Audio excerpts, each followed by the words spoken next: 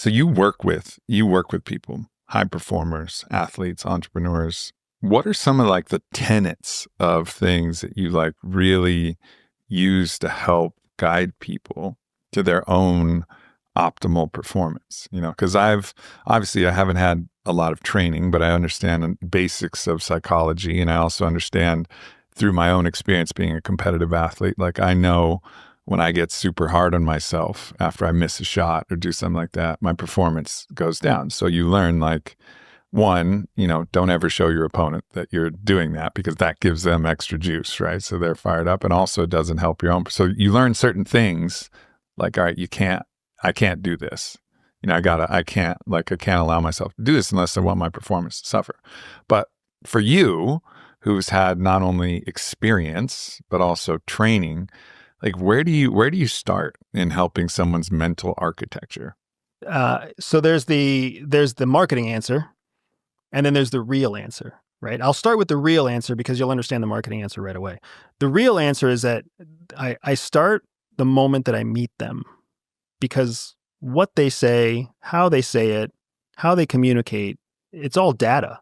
It's all information that helps you understand the person as they really are. The marketing answer is that we start by getting people to recognize that they aren't as bad as they think they are, right? And that's the true reality of all high performers. Every high performer thinks that they're a shit show. Every high performer thinks that they're fucked up. Every high performer thinks they're an asshole. Yeah. Every high performer thinks that they're alone and that they would be happier if they were not a high performer, right? They all think these horrible things about themselves. It's just the hallmark of a high ambition person. Mm-hmm. That's why you have so much ambition, because no matter how good, how successful, how accomplished you are, you're not as accomplished as you could have been. Right. Right. So it's that voice of our parents or our professors in our head all the time.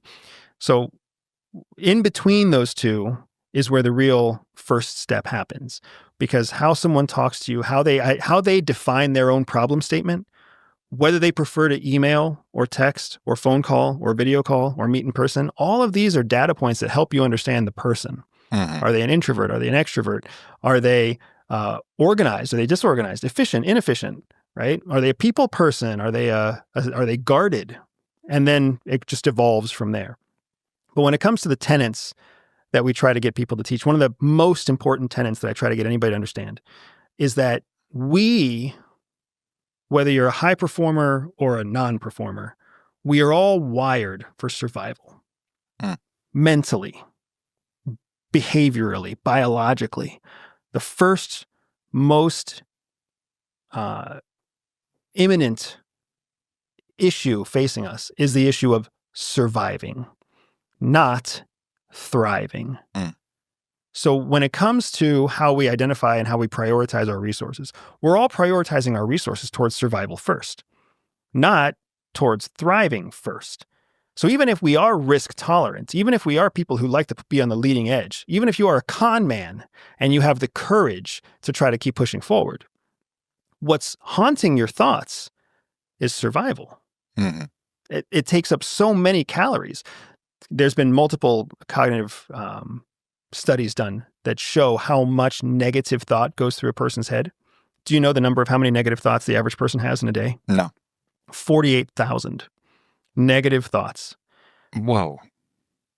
48,000 negative thoughts and approximately 65-ish thousand thoughts a day. And of those 48,000 negative thoughts, between 85 and 90% of them are repetitive. Repetitive in the day, repetitive day after day, repetitive hour after hour, minute after minute, right? I'm not good enough. I need to lose weight. I'm going to forget this. This person doesn't like me. I'm a jerk. Thoughts day after day after day after day after day, right? Just constantly playing in our heads. That gets amplified for high performers, because now high performers are adding to their list of I don't like my beer belly and I'm never going to get a date. Yeah. It's amplified to also, I'm never going to hit that goal. Yep. That's too ambitious. That's not realistic enough, right? I'm not spending enough time with my kids. I'm not spending enough time with my spouse. Who knows what, right? I'm getting grayer in my beard. I'm getting grayer in my hair. The amount of negative thoughts is just incredible. Empirically, all the effort that goes into those negative thoughts is actual caloric effort. Yeah, because the brain consumes an enormous amount of energy. I think like the numbers are like 40% of all available energy is utilized by the brain. So that means the banana you're eating is to fuel those negative thoughts. How fucked up is that, right? Yeah, for sure. So a big part of it is understanding like, hey, your survival is not at risk here. And once you show people like, hey, your survival's not imminently being threatened, right? If you are an athlete and you don't perform for multiple games, for multiple weeks, then your survival might be at risk. But if you have a bad game, if you are called in like professional footballers, American footballers, you're called in to kick the field goal in the final minute, yes, you are paid to score the field goal. But if you miss it, that doesn't mean it's the end of your career. Right. Right? You miss it a few times, it's a different story. Right. So it's about getting people to take the energy that they're investing into all the negativity, the anxiety, the fear, the worry, the self-doubt, the self-criticism. If you can take that same energy and redirect it into something positive or progressive, increasing your risk tolerance is something that we can actually measure, improving your biooptimization, your heart rate, your lung capacity, your VO2, etc. Those are all biologics that we can actually measure. When you start to change those things, it transforms your entire outcome. It starts to make it so you're not putting your effort into survival, you're putting your effort into thriving instead. Yeah, this draws me back to that issue of faith as well, because if you know that your success or failure in this personal avatar is relative and subject to the world and sometimes random chance, sometimes you get lucky, sometimes you don't, sometimes you do your best and it's not good enough, and etc. But if you actually have a relationship with God where you know, like, actually I'm right with God, and no matter what happens, like that's the thing that matters the most. You see a lot of people in a deeper state of peace, especially when that religion doesn't have a lot of fear imprinted, where it's like, I might be sinning right now. This thought that I just had as this woman crossed the street, I'm a sinner now and I got to go. There's obviously negativity that can be associated with religion, but a lot of people of faith, they have this kind of mental resiliency that you see, because it's like win or lose the game. Like as long as your relationship with God is in the right place, you actually feel okay. Let me give you a case study on exactly what you're saying. Do you know what state in the United States has the most effective, what are they called? Telemarketers. What state in the United States has the most effective telemarketers, telesales teams? No idea. Utah. The Mormons. And they are Mormon. Now, this case study is so powerful because what is the biggest challenge for most new entrepreneurs and most business owners?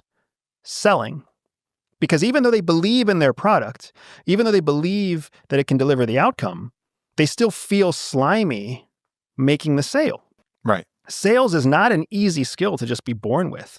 The idea of having a conversation where you know that the end goal of this conversation is for them to give you money, and you have to eventually ask them to give you money, that's a hard thing. And I can't tell you how many entrepreneurs, even seasoned CEOs, still feel guilty about selling. Yeah. Right? So we always go back to this case study of the Mormons in Utah. Well, what makes them so effective? There is a tenet in the Christian faith where God gives people spiritual gifts.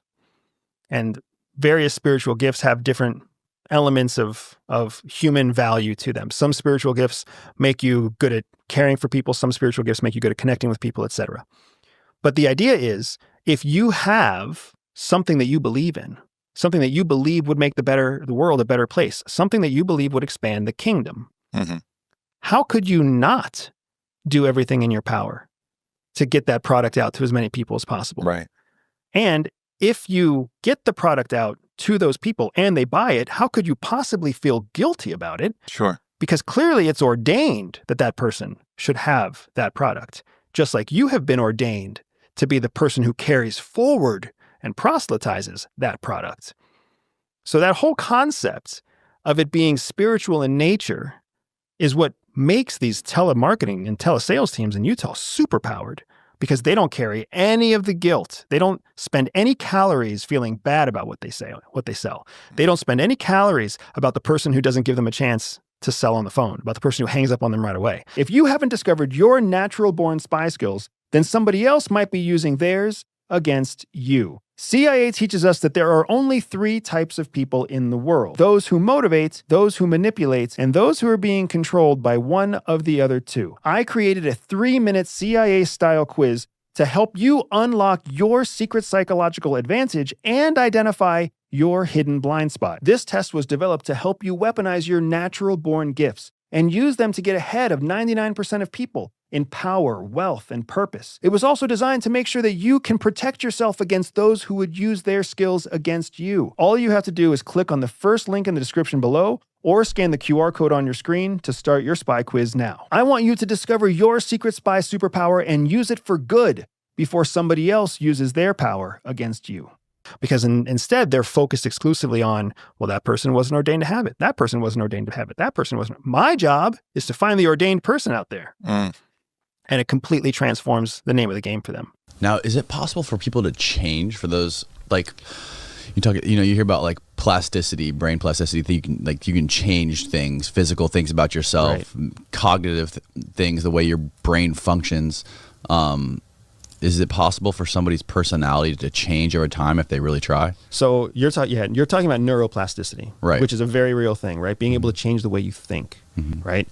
There are different arguments out there about whether personality can change. I am of the camp that personality can change, but it changes by shades. It changes by degrees. It doesn't change like a switch. You're not born by default an extrovert, and then you can train yourself through neuroplasticity over time to suddenly become an introvert. I'm never going to be happy being alone. I will never get energy by being alone for long periods of time. It's just not going to happen. I can try and train myself that way all I want. The agency tries to train us all to increase our capacity for being alone because it's a very lonely job, right? But they never expect us to flip the switch. Like, you can't train yourself to change your default nature. So it's a whole separate conversation that we can either jump into now or later, but there's an actual cognitive developmental process that your kids and my kids, or your kid and my kids, are going through right now that shape who we are as adults, right? And that lays the whole foundation to who you become as an 18-year-old adult, how your brain is basically wired at that point. And then you can engage in neuroplastic exercises to change the way you think and to change the way your brain works. But when it comes to that default personality that was built in those first 18 years, it's wired too deep to change anything more than just a few degrees left or right. Really? Yeah. So what that means is, going back to our original conversation, when you tag someone's personality type and you tag it correctly, you know now, and you know for the next 40 years that they're going to be the way they are. That under stress, under pressure, with resources drained, they are going to be a certain way. And that's important because most people, 99% of people out there, do not have excess resources.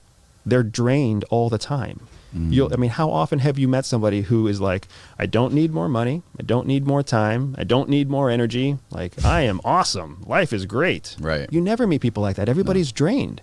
So if they're all 98% drained, if they're all running on empty, that core default personality is what they live on. If you can figure that out, you basically now have a whole board of chess pieces, right? I need an extrovert, I need an introvert, I need a sensor, I need a perceiver, I need a judger, I need a feeler. And you can just move them around on the board, ask them to do things with other people that you know they're going to get along with, bring them in for projects where you know that they're going to benefit you, take them out of projects where you know they're going to be a drain. It's a powerful thing to understand.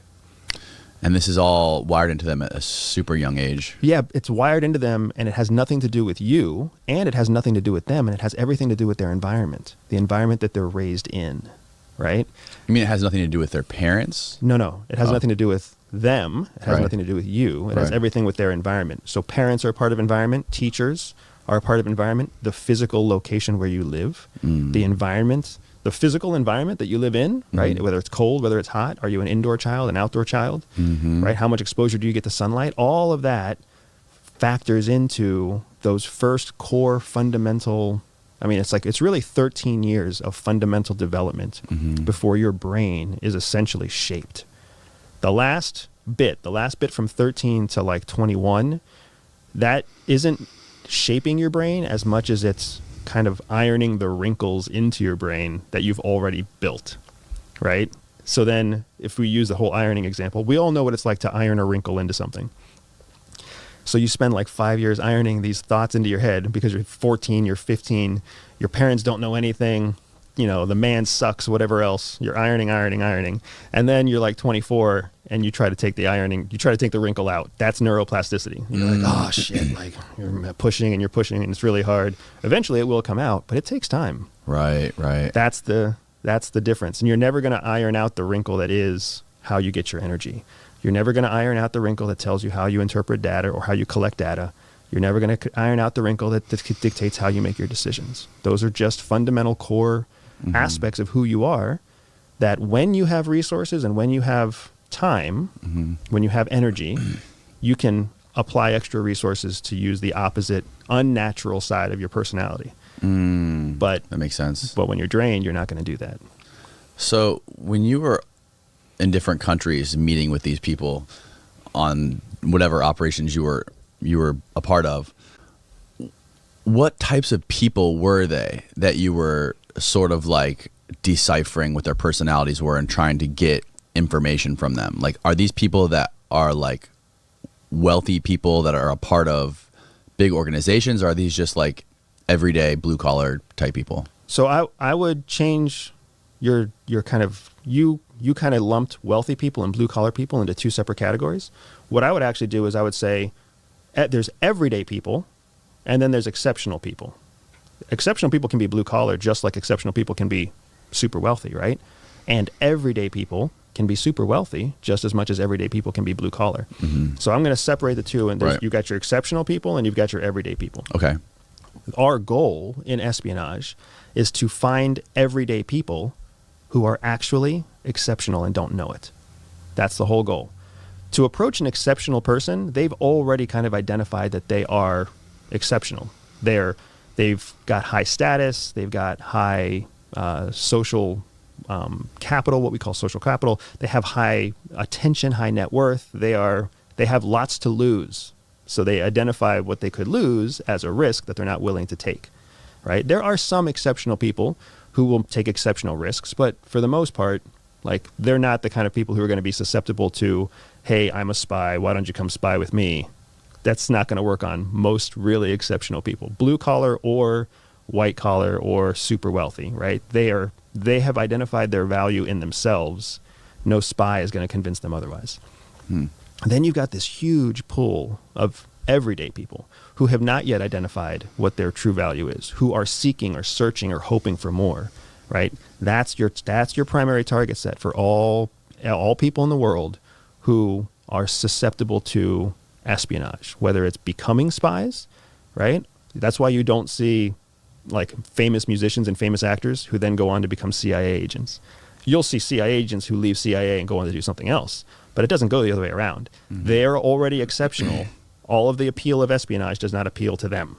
But your everyday person, the guy who works, I can't tell you how many people at CIA start their working lives as like busboys and like barbacks, just, at their local neighborhood or their local restaurant or bar, right? And they just work their way up, and they like all of their exceptional tendencies kind of go overlooked until somehow CIA finds them because they're looking for something specific. And then all of a sudden you go through the application process that we talked about, I think last time, and that just filters you out. And they're like, oh, nope, he or she continues to meet this criteria of exceptional.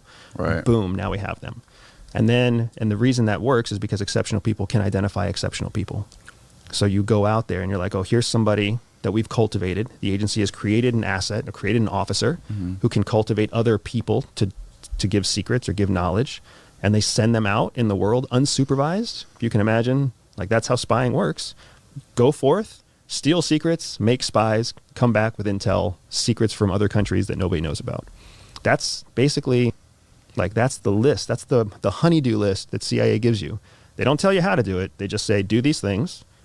So a big part of your job was recruiting spies. Correct. That is the job in Human, recruiting spies to continuously give you secrets.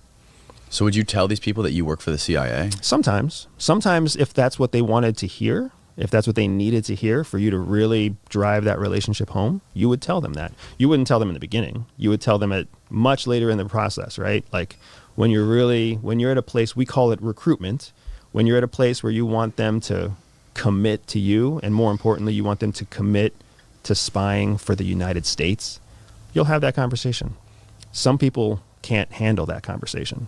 You know them better than they know themselves because you've been spending so much time with them. You know their core personality. You know what they're like at their core, at the default when all resources are drained.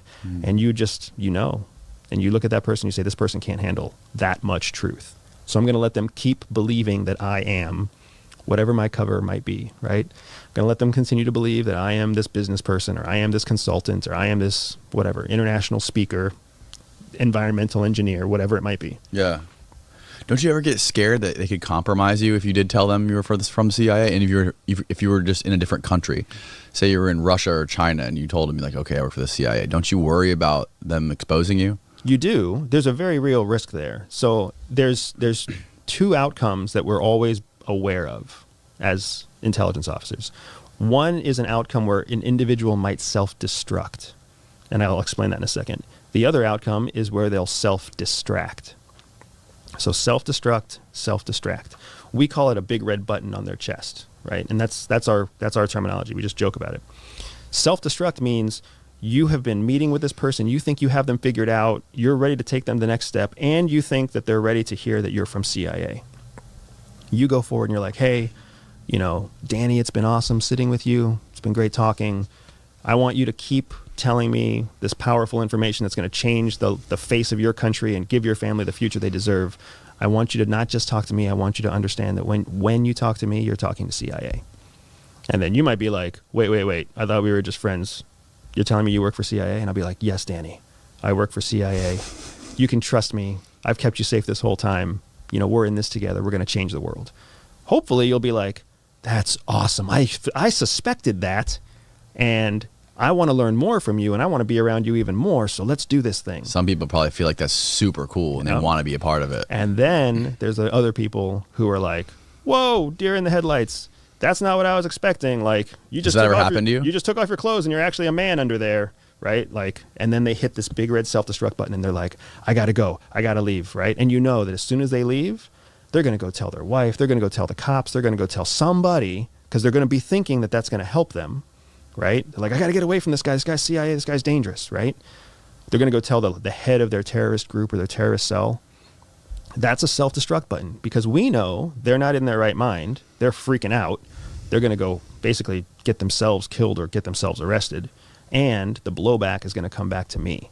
So then we would start an evac process to get out of the place, to get out of wherever we were operating, to make sure that we don't go down with the ship, essentially.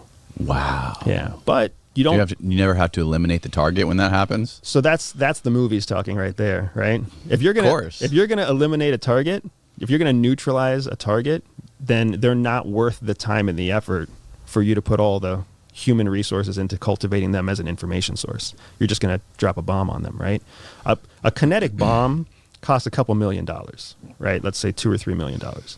To put a human intelligence operation against an individual, that costs tens of millions of dollars, easily. You've got technical collection, human beings flying all over the country, multiple people working on just one individual. It's not just the person meeting them in the field. Wow. It's like all the supervisors and all the participants who are going up the chain, plus all the analysts back in headquarters, plus, you might have foreign partners like the Brits or the Canadians or the Australians who are helping you.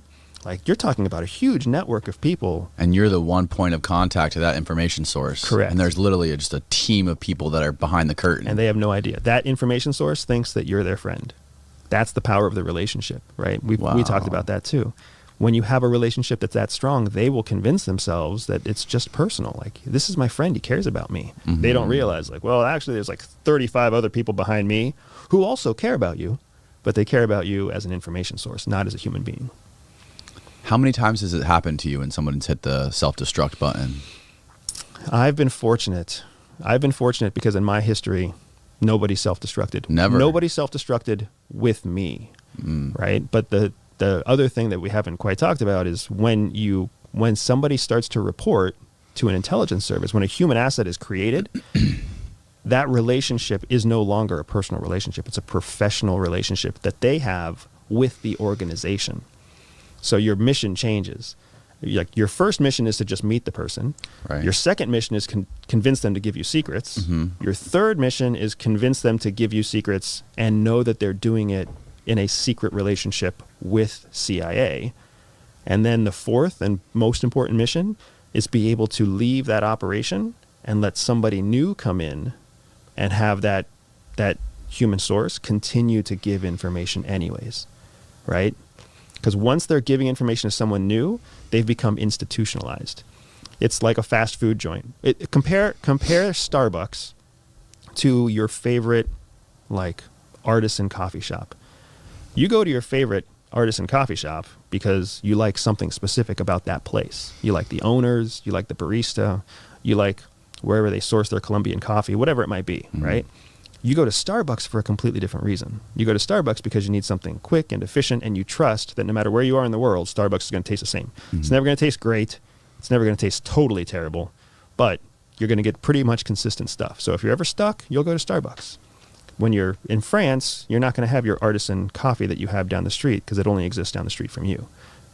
That's institutionalization. As long as you go to that coffee shop here, you're not institutionalized. You're going there because of something special. As soon as you start buying from Starbucks, you've been institutionalized. And they know, and that's what they're counting on. Institutionalized customers who will go to any Starbucks anywhere at any time because they believe in Starbucks. Even though there will be differences from the cups of coffee, right? Like I've been to multiple Starbucks myself. They never taste exactly the same, but you still kind of accept that Starbucks is the leader in convenient coffee. Right. That makes sense.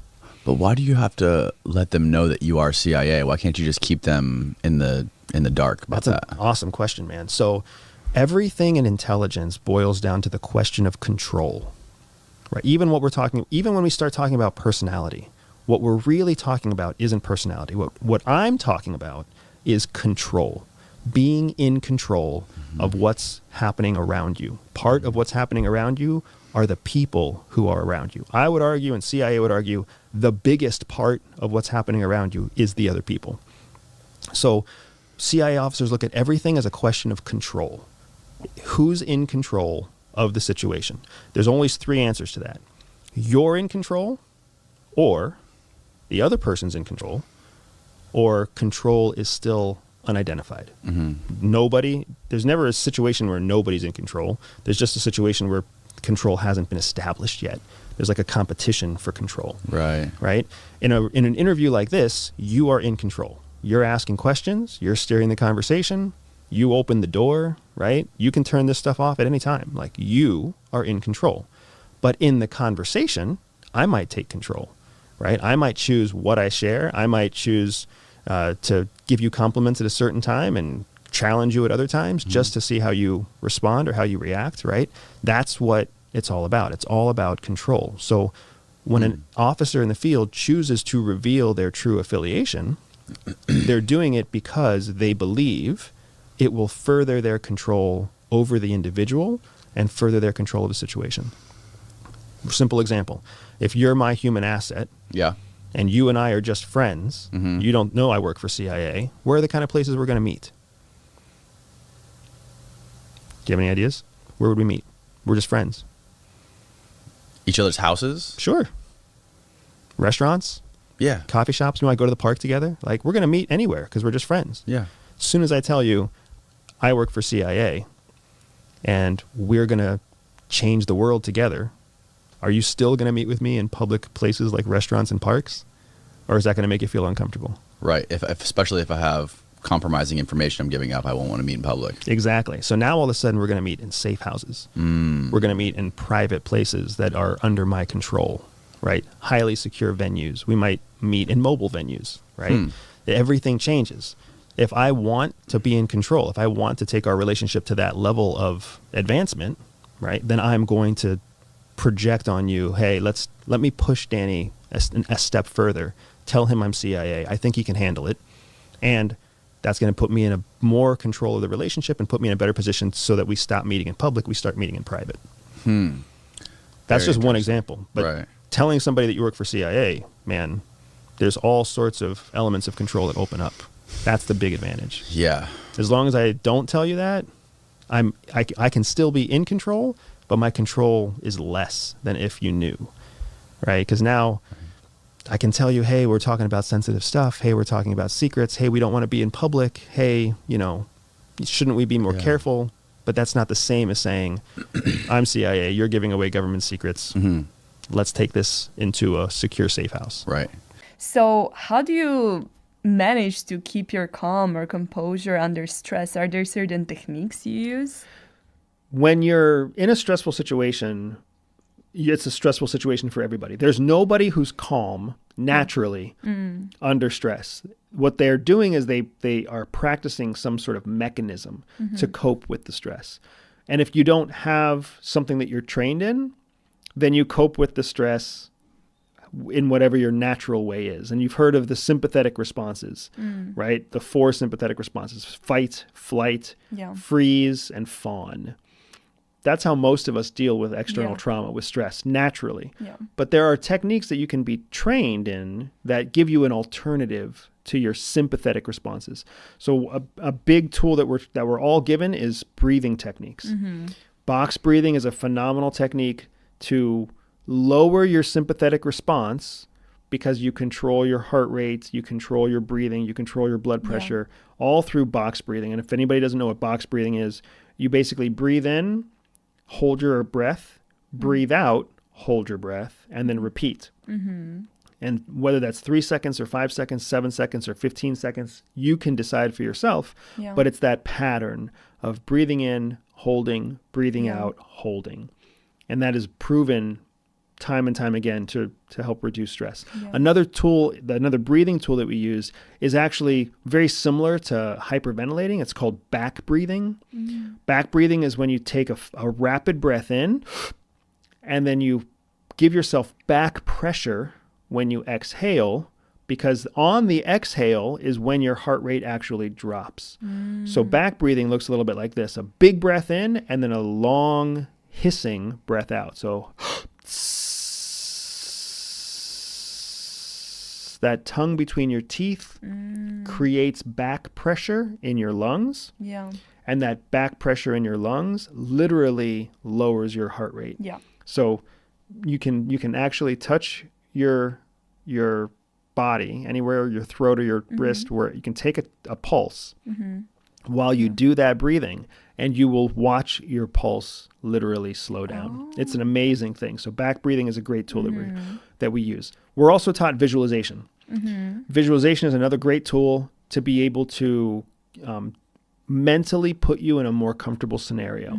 So whether you're visualizing yourself on a beach or visualizing yourself on the street, visualizing yourself completing the job interview or finishing the race, whatever it is, if you know that you are responsive to what you visualize, you can completely transform your stress. And it doesn't work for everybody, because visualization is really the most powerful for people who have strong visual cortexes, people who can really imagine clearly.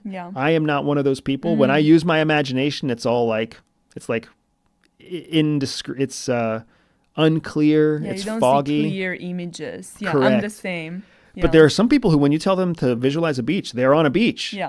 I am not that way. Yeah. So I need physical tools more than I need visualization tools. But from the people that use visualization tools, like my wife can visualize very clearly. And she can close her eyes and you can tell her that she's somewhere cold and you will watch her skin goose pimple. Wow. You can tell her that she's eating oranges and you can watch her like start to swallow more often. Right? There's people who are very, very powerful visualizers. That's so interesting. You also mentioned emotional suppression techniques in the book. What are those? We all have emotional reactions, and things like fear or anger or injustice, they jump out at us. And if we don't know how to control our emotions, suppress our emotions, then they become the dominant emotion. Emotional suppression isn't what it sounds like. It's actually kind of funny. It's a bit of a misnomer. You would think that when you're suppressing an emotion, it means that you know you're going to get angry, so you hide your anger. You press it down, right? Like Spock in Star Wars or Star Trek. In reality, emotional suppression, the way to handle strong emotions is to let them run their course. But you let them run their course understanding that physiologically, you can't actually stop your emotions. If I say something to you that makes you feel angry, there is nothing you or I can do to keep you from feeling angry. So what has to happen is you have to go through that whole cycle. And the cycle of an emotion is actually very quick. It's very fast. Remember, we were talking about left brain and right brain. All of your emotions center from your right brain, from your creative brain, which is the faster processing of your two brains. Yeah. When you ask somebody a question that's a logical question, which is generally how we test if somebody is smart or not, right? We ask them a logical, knowledge-based question. Well, some people answer quickly and some people answer slowly. That's their processing speed. But that's not their right brain speed. That's their left brain speed, because that's the logical, rational part of your brain. So if you're somebody who thinks slowly, answers slowly, if you're the person who doesn't know a math answer right away, it takes you a few seconds, you might process slowly on your left brain. But that's not how you process on your right brain. On your right brain, you process very quickly. Now, there's a funny inversion that happens where very smart people who are very left brain oriented, will actually have emotional cycles that are slower. That's why if you've ever talked to somebody who's very smart about emotions, they don't sound so smart anymore. No, it's so true. Yeah. So the faster they process on the left brain, generally speaking, rule of thumb, the slower they process on the right brain. So that's why sometimes it feels like smart people don't even get mad, or they don't get offended, or they don't get sad. They do, but it takes so long for them to process that it's a while before it actually sits through. The same thing happens in reverse, where people who are very slow to process facts can process emotions very fast. So people who are not necessarily gifted at academics are usually very sensitive emotionally. So then they get angry and they get sad and they have these huge spikes, and we call them Latina, right? So there's all these stereotypes, but it really just boils down to left brain, right brain. And if you want to control your emotions, it's not about pushing them down. It's about letting them work. So if you get angry, get angry. Yeah. That doesn't mean start yelling and breaking shit. It means I'm going to be angry now. And then you just kind of sit there and you keep your face neutral and you let your anger come. Yeah. And the cycle will finish. And is there a certain time it takes, as a rule of thumb? Because I've heard some people say maybe it's 90 seconds or... It's fast. So I can't say that I have a rule of thumb for all people. But what I will say is it's not hours. It's seconds. Just like you said, you can count it in seconds. And it doesn't mean that they go from not being angry all the way around to being not angry again. It just means you have to get over the peak. Yeah. Because the peak happens very, very fast. For somebody who processes emotions very quickly, they might reach the peak in 5 to 7 seconds. And then they might be in the peak for another 5 to 7 seconds. So you could theoretically be on the declining side within 15 or 20 seconds if you just let them get angry. That's so powerful, actually. And I think it's not just for, CIA spies, but just for everyday people, let yourself feel the emotion. Absolutely. And it will just go away, consume itself, because most people tend to suppress them. So that's actually such a good psychological sort of technique. I remember when I was in the military, I had a boss who told me to never write an email when you're angry. And we've probably all heard that before, right? Never respond when you're angry. Yeah. I would change that and I would say, don't respond when you're in your peak anger. Because what happens is if you read an email that's triggering, if you get a phone call that's triggering, if you're in the middle of a conversation that's triggering, what happens is the longer it goes on, it keeps you in the peak of your feelings. So that's why people argue at all, is because we're having a conversation. It's a very nice conversation. And then I say something and you get hurt, and then you say something and then I get hurt. And then I say something again that continues your pain, and you say something that continues my pain. And all of a sudden we're holding this peak emotion. Whereas if we were to just pause for a second, take a couple of deep breaths and be like, just give me a second before I talk about this. We're already coming down. So now when we start to talk again, we're not at the peak. We're on the decline. And I guarantee you, everybody listening knows what it's like to be on the decline, and then it goes back up again. Yeah. Well, you do the same thing again. Just give me a second. Yeah.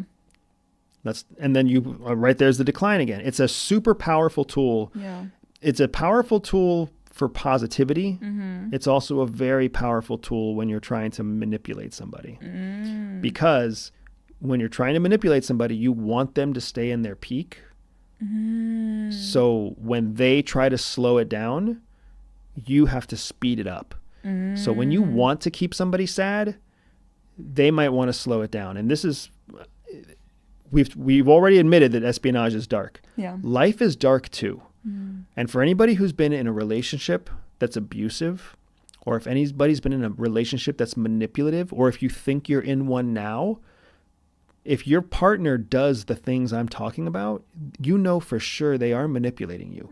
You know for sure they are abusing you. They may not realize that's what they're doing because they haven't been trained. They're not aware of it. Most likely because it was also done to them. Their parents did it to them, or a previous spouse or partner did it to them. So now they're just replicating what they saw. But when someone wants you to feel bad about yourself, they will sit there and let you talk shit about yourself. And then when you try to pause, when you try to slow it down, they will interrupt, and then they will start they will say things that also make you feel bad. Yeah. Or if you try to debate them, they will keep tearing you down. And they'll let it sit and they'll let it fester because they know that sadness is going peak after peak after peak after peak, right? Yeah. You never answer my phone calls. You don't answer my text messages. You must not think about me. You must not care about me. And then, you try to defend yourself and you're like, I'm just really busy and work is what it is. And I promise you it's not. No, don't even make excuses. Now you're just making excuses, and you're making excuses because I can tell that. And all of a sudden, like they keep pinging that peak emotion, and that really makes you malleable to their will.